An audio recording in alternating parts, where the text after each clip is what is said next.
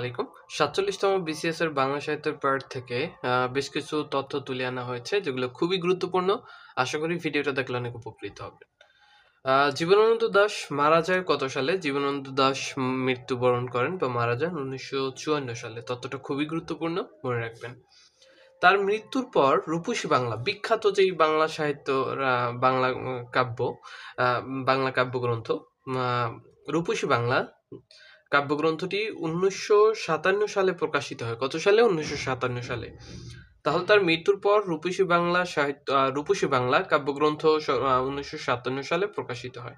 তাহলে ২ টা জিনিস পেলাম। জীবনানন্দ দাশ ১৯৪৯ সালে মৃত্যুবরণ করেন। আর তার মৃত্যুর পরে রূপসী বাংলা কাব্যগ্রন্থ ১৯৫৭ সালে প্রকাশিত হয়।